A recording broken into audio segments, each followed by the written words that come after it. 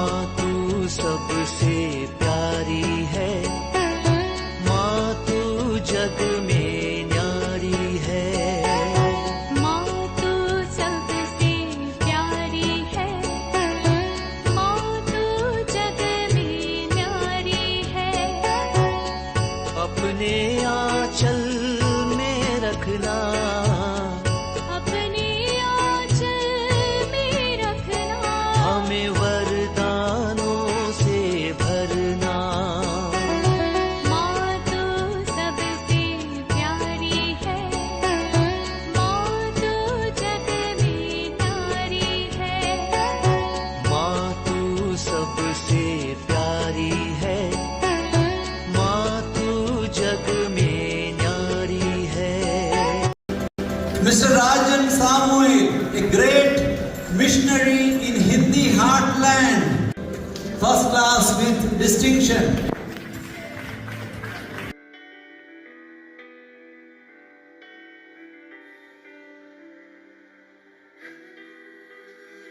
पिता, पुत्र और पवित्र आत्मा के नाम पर आमीन। आप सबों को जय यीशु। कुछ दिन पहले हमारे इस YouTube चैनल के अंदर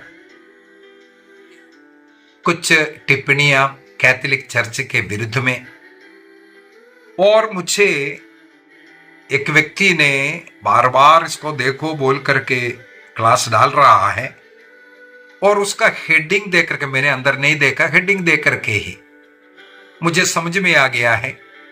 कैथोलिक चर्च महावेश्या, प्रकाशना ग्रंथ अध्याय 17 का वर्णन करते हुए। क्या देखने की जरूरत है, हेडिंग से हमें पता चल गया ना।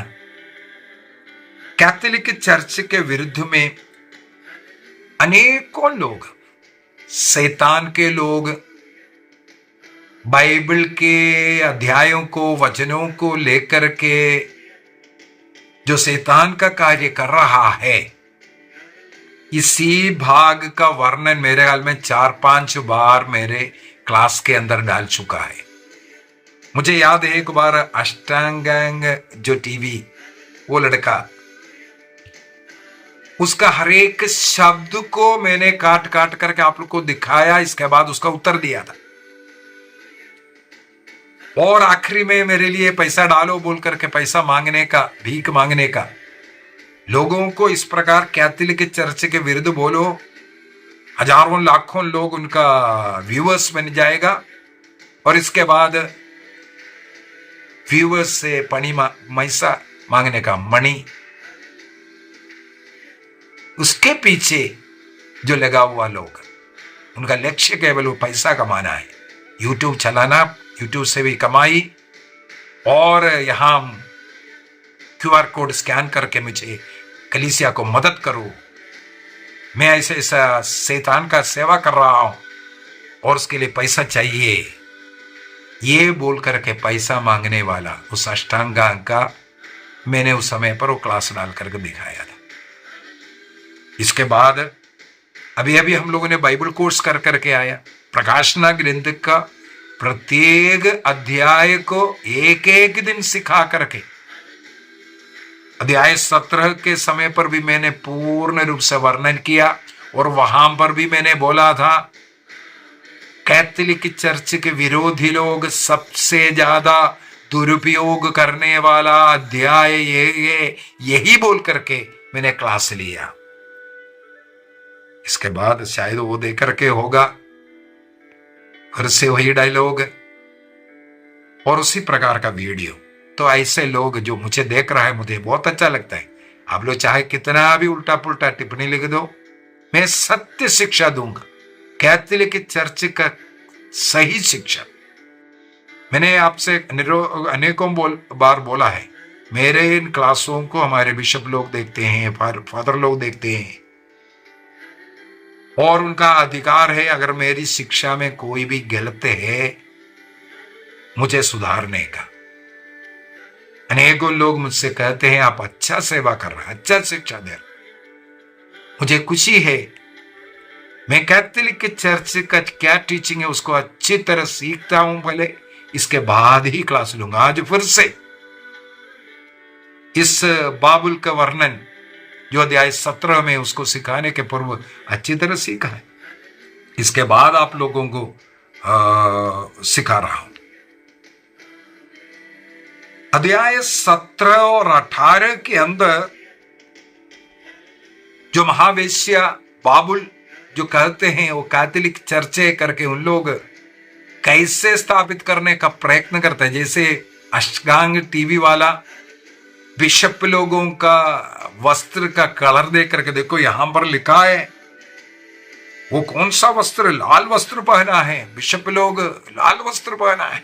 वाह, शादी के लिए कोई बहू अगर लाल वस्त्र पहन रहे हैं तो वो भी महावेश्या है, वो विवाह वेश्या से हो रहा है। इसका मतलब क्या बताएं। छोड़िए, शैतान ने लोगों का आंखों को, बुद्धि को ऐसा भ्रष्ट किया, इसलिए सत्य के ज्ञान को स्वीकार कर नहीं पा रहे। मेरा प्रयत्न है उन लोगों का, बुद्धिभ्रष्ट लोगों का बुद्धि को कम से कम थोड़ा बहुत तो सत्य शिक्षा दूं। इसलिए फिर से मैं वो क्लास लेना चाहूंगा। गलत व्याख्या ये बहुत बड़ा पाप भी है, और बाइबल के पूरे, मैंने बोला केवल एक लाइन को पकड़ करके नहीं, पूरे बाइबल के आधार पर, पूरे अध्याय के आधार पर, आगे पीछे क्या है किसके विषय में, इसके आधार पर, किसके लिए क्यों लिखा, इसको देख करके इन अध्यायों का पढ़ाई करना बहुत ही जरूरी है। इसके अंदर अनेकों चिन्ह, अनेकों कलर, अनेकों संख्या, इसका अर्थ भी समझने की जरूरत है। इसके बाद प्रकाशना ग्रंथ अध्याय 17 का वाक्य 6 में लिखा है, मैंने देखा कि वह स्त्री संतों का रक्त और ईसा के साक्षियों का रक्त पीकर मतवाली है। इसका मतलब है वो स्त्री जो है संतों का रक्त पीने वाली, या उनके साक्षी, क्रिस्त का साक्षी बनने वालों को का रक्त पीने वाला, अर्थात उनका वध करने वाले। प्रकाशना ग्रंथ का इंट्रोडक्शन में ही मैंने बोला, प्रकाशना ग्रंथ का रचना संत योहन ने उस समय पर किया जब डोमिशियन सम्राट था। डोमिशियन सम्राट था उस समय पर। डोमिशियन के द्वारा क्रिस्तियों के ऊपर सतावट चल रहा था। उस समय पर उनको ढाढ़स बंधाने के लिए जो पीड़ित कलीसिया है, रोमन सम्राट डोमिशियन के द्वारा पीड़ा और अनेकों का हत्या, इस समय पर उन लोगों को क्रिस्तीय विश्वास में रहने के लिए, और जो मर रहा है खुशी के साथ अपना प्राण अर्पित करने के लिए, उनको ढाढ़स बंधाने वाला जो ग्रंथ लिखा है, ये प्रकाशना ग्रंथ। लगभग 95-96 के समय पर भीषण उत्पीड़न चल रहा था। एडी 95-96 डोमिशियन के द्वारा भीषण उत्पीड़न चल रहा था। उस समय पर पीड़ित कलीसिया को आश्वासन देने के लिए लिखने वाला ग्रंथ है प्रकाशना ग्रंथ। उस समय पर क्रिस्तियों के ऊपर उनका लहू बहाना और मूर्ति पूजक रोमी साम्राज्य सम्राटों का पूजा करवाना, लेकिन क्रिस्त विश्वासी उसके लिए सहमत नहीं हुए, उनका वध करना शुरू किया। अभी प्रकाशना ग्रंथ अध्याय 17 का वाक्य 9 को अगर हम देखें, यहां पर 7 पहाड़ के विषय में लिखा हुआ है। वाक्य 9, यहां सूक्ष्म बुद्धि की आवश्यकता है। यहां सूक्ष्म बुद्धि की आवश्यकता है, ये बोल करके लिखा है सात सिर वह 7 पहाड़ है। सिर क्या है? यहां पर हम लोगों को पढ़ने के लिए मिलता है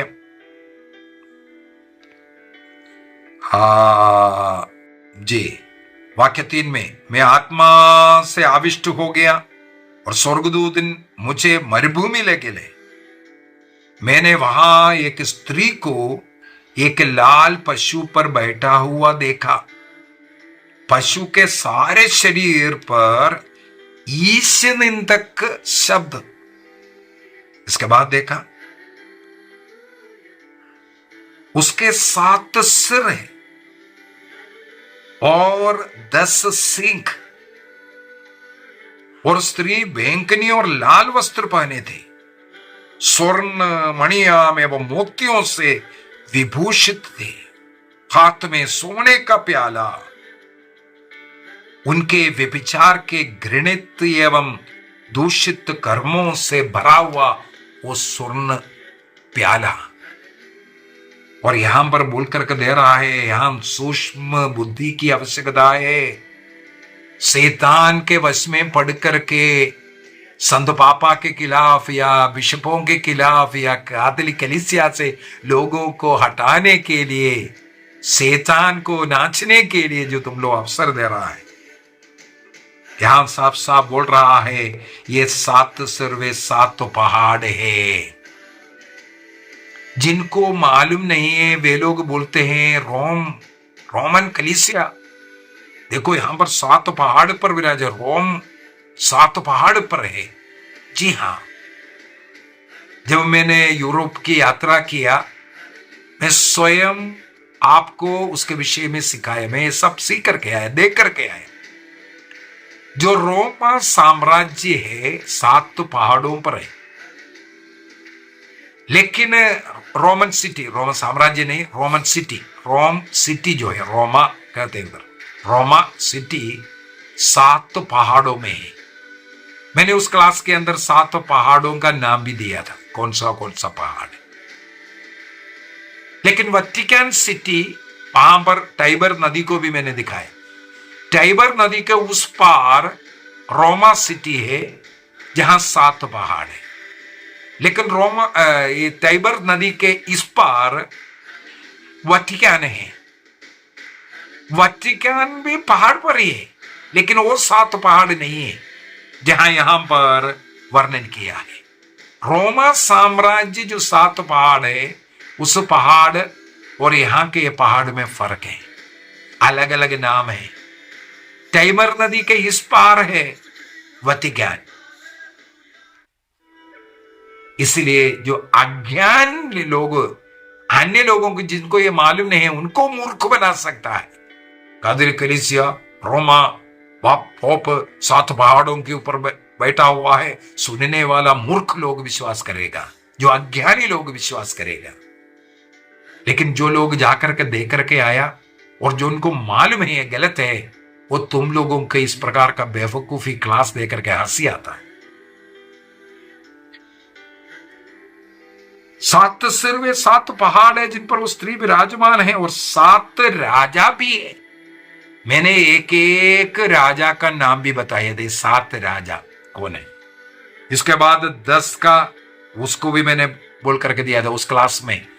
मेरा प्रकाशना ग्रंथ अध्याय 17 का जो क्लास चला था, उसको आप देखना, उसके अंदर वर्णन किया है। इसीलिए ये गलत शिक्षा दे रहा है। वटिकन कैथोलिक चर्च का हेड ऑफिस रोमा में है, 7 पहाड़ों पर है, झूठ है। ये रोमा नगर पहले से, पुराना समय से लेकर, ये कोई जरूरी नहीं है उस समय पर कौन राजा था, कौन सम्राट था। पहले से 7 पहाड़ियों का नगरी कहते हैं। एक हिस्टोरिकल ट्रूथ है। रोम सिटी ऑफ 7 हिल्स कहा जाता है। उसमें कोई जरूरी नहीं है रोमा सम्राट ही उसका क्या बोलता है ऊपर था, उधर था। लेकिन यहां पर जो बोलने वाला, ये लोग जो वर्णन करने वाला, वो जगह है, ये टाइबर नदी के इस पार है, वेटिकन हिल्स में ही पोप बैठते हैं, रोमा में नहीं है, रोमा सिटी में नहीं है। इसलिए वो झूठ क्लास लेकर के लोगों को बता रहा है। वाक्य 18 में मैं थोड़ा सा लेकर के जाना चाहता हूं। आपने जिस स्त्री को देखा वह महानगर है जो पृथ्वी के राजाओं पर शासन करता है। किसके विषय में है? चाहे बाबुल के विषय में हो, चाहे रोमन सम्राट के विषय में हो, यहां पर साफ साफ बोलकर दे रहा है। यहां पर वेटिकन के विषय में या पोप के विषय में नहीं है। वेटिकन वहां पर क्यों सेंट पीटर्स बेसिलिका सब बनाया? वहां पर संत पेत्रुस का शहादत हुआ, फर्स्ट पोप का शहादत जहां हुआ, जहां कब्र हुआ, वह कब्र है, वहां पर वो सिटी बनाया। कॉन्स्टेंटिनोपल में सम्राट कॉन्स्टेंटाइन चाहता था, उन्होंने कॉन्स्टेंटिनोपल को सिटी बनाया था, रोम का कैपिटल बनाया था। लेकिन रोम को वेटिकन को छोड़ करके कैथोलिक चर्च कॉन्स्टेंटिनोपल में भी जाने के लिए मना किया। सम्राट कॉन्स्टेंटाइन के द्वारा स्थापित उस सिटी में इसलिए जाने के लिए मना किया क्योंकि संत पेत्रुस जैसे महान संतों का शहादत होने वाला उस जगह पर कलीसिया का हेड ऑफिस होना, हेड रहना, यह निर्णय था आरंभिक कलीसिया से। इसलिए ये जो बोलना बहुत ही झूठ है। अभी अगला तीसरा पॉइंट में लेना चाहता हूं। यहां पर एक महावेश्या के विषय में लिख रहा है, लेकिन जो कलीसिया है महावेश्या नहीं बल्कि प्रभु का दुल्हन है। दुल्हन है या महावेश्या है, यह आपको देखना है। अभी प्रकाशना ग्रंथ में स्पष्ट रूप से ये दोनों आपको मिलेगा। एक वेश्या के विषय में अध्याय 17-18 में यहां पर साफ साफ हेडिंग में लिखा हुआ है महाबाबुल के विषय में, उसको महावेश्या के रूप में यहां पर बताया। और प्रकाशना ग्रंथ अध्याय 19 वाक्य 7 से 9 तक और अध्याय 21 अर्थात प्रकाशना ग्रंथ बाइबल समाप्त होता हुआ मेमने के दुल्हन के विषय में अर्थात नया यरूशलेम कलीसिया। इसका मतलब प्रकाशना ग्रंथ में दुल्हन के विषय में भी लिखा हुआ है, महावेश्या के विषय में लिखा हुआ है। अभी ये दुल्हन कौन है, महावेश्या कौन है, इसको आपको देखने की जरूरत है। कैथोलिक की चर्च साफ साफ बाइबल के आधार पर सिखाते हैं, जैसे एफेसियों का पत्र के अंदर पौलुस स्वयं लिखते हैं। एफेसियों का पत्र अध्याय 5 का वाक्य 25 से 33 तक का वचन पढ़ेंगे। वहां पर साफ साफ बता करके देता है उस कलीसिया का शीर्ष क्रिस्त और उनका दुल्हन के रूप में कलीसिया को वहां पर एक्सप्लेन किया हुआ है, जिसको प्रकाशना ग्रंथ अध्याय 19 में अध्याय 21 में भी हम लोग पढ़ते हैं दुल्हन के रूप में। तो कलीसिया दुल्हन है, जो बाबुल है उसे यहां पर 17-18वां अध्याय के अंदर वेश्या के रूप में वर्णन किया है। तो आपको इन दोनों में फर्क नहीं नजर आ रहा है, ये तो आपका गलती है, क्योंकि शैतान ने आपकी बुद्धि को भ्रष्ट किया। इसलिए कैथोलिक चर्च को, ईश्वर के जो दुल्हन को तुम महावेश्या कहते हो।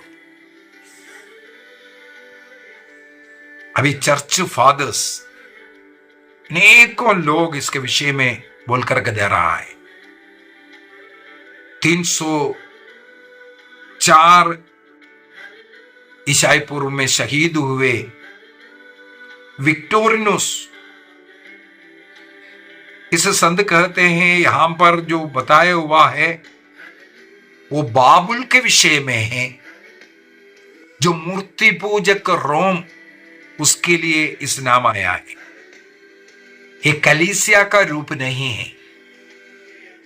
अध्याय 19 में, अध्याय 21 में लिखा हुआ वो मेमने के वधु के विषय में लिखा हुआ है, कलीसिया का रूप है। और संत Augustine the city of God और द सिटी ऑफ मैन, दो नगरों के विषय में, city of God and city of man, बाबुल को परमेश्वर विरोधी सांसारिक शक्ति का एक प्रतीक के रूप में और उसे मूर्ति पूजक उस महावेश्या के रूप में संत अगस्टिन सिखाया। बाबुल उस समय पर हमें मालूम होना चाहिए क्यों ये लिखा गया। इसके बाद अध्याय 19 अध्याय 21 में वर्णन किया हुआ वो है मेमने का दुल्हन।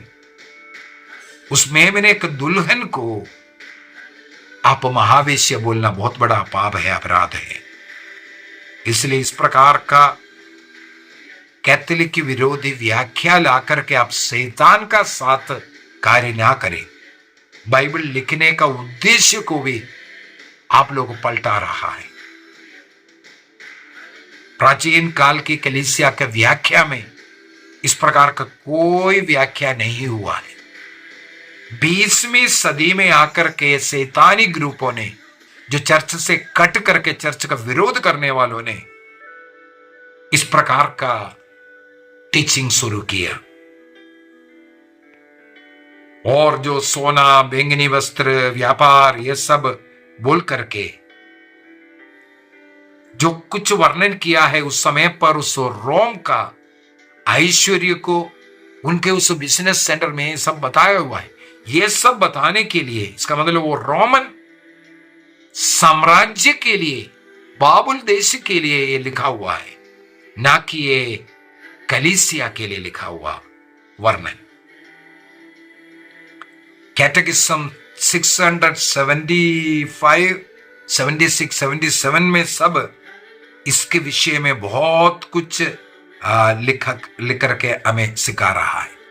मेरे विचार में जितने भी लोग ये प्रकाशना ग्रंथ 17-18 का बाबुल के विषय में जो लिखा हुआ है, बाबुल का विषय, ये उस समय पर डोमिशियन के द्वारा पीड़ित कलीसिया नहीं, बल्कि जिस कलीसिया को जो पीड़ा देने वाला जो लोग हैं, जो मूर्ति पूजक देश है, उनके लिए था। हमें इसलिए बचकर रहने की जरूरत है। प्रभु हम सबों को आशीष दे, कृपा दे, पिता, पुत्र और पवित्र आत्मा के नाम पर आमीन। आप सबों को जय यीशु।